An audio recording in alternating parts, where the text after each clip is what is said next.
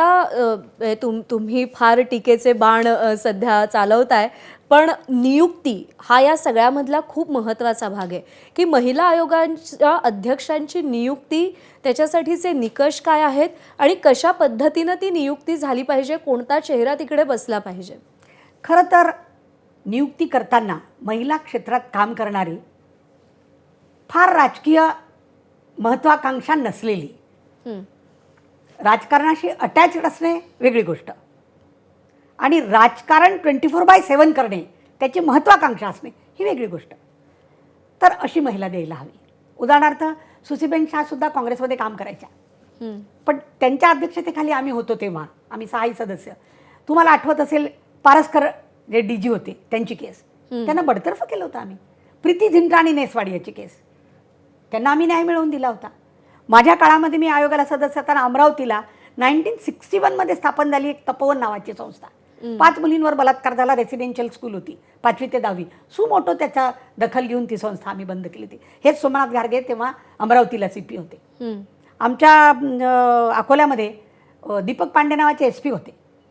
त्यांनी एका ब्रॉदेलमध्ये म्हणजे वेश्यालयामध्ये या अल्पवयीन मुलगी होती एक, तिच्याशी ते ही use to go and have a sex with her. त्यावेळेला हे सध्या नाशिकचे CP आहेत ते आमच्याकडे ॲडिशनल SP होते, बाळासाहेब पाटील. त्या मुलीला आम्ही न्याय दिलेला. राज्य महिला आयोगाचं हे काम आहे, म्हणजे त्या पद्धतीनं काम करण्याचं नॉलेज असणारी, इच्छा असणारी, वेळ असणारी आणि त्या पद्धतीनं तिचा वेस्टेड इंटरेस्ट, मग तो पैशामध्ये असो, तो ग्लॅमरमध्ये असो, कशातही नसला पाहिजे, अशी नियुक्ती व्हावी. आत्ताच्या परिस्थितीला मला CM साहेबांना आव्हान काय करायचं आहे. खरंच या केसमध्ये I am very much thankful to CM.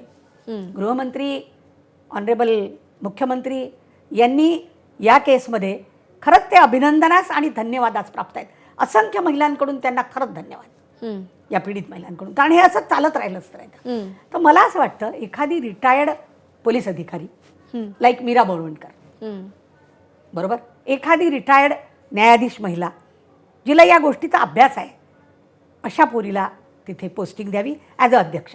आता त्याचे सदस्य आहेत 6, हे 93 ठरलेले आहेत. बरोबर. मी म्हणते नियम बदलून करा ना 10. 93 आपल्याकडे 27 जिल्हे होते, आता 36 आहेत. करा ना 10. आणि जसं तुमच्या विधानभवनामध्ये, विधान परिषद विधानसभेमध्ये किंवा संसदमध्ये, लोकसभा राज्यसभेमध्ये एखाद्या गोष्टीवर सत्ताधारी आणि विपक्षवाले चर्चा करून एखादी गोष्ट पास करतात, अशी प्रत्येक केसची, प्रत्येक विषयाची, प्रत्येक पॉलिसीची, प्रत्येक कायद्याच्या इम्प्लिमेंटेशन आणि त्यातल्या लूप होल्सची होऊ दे ना तिथे चर्चा. 5 तुम्ही सत्तेतल्या महिला घ्या, 5 विरोधक घ्या, होऊ दे ना चर्चा. चर्चा करून अध्यक्षांनी निर्णय घ्यायचा.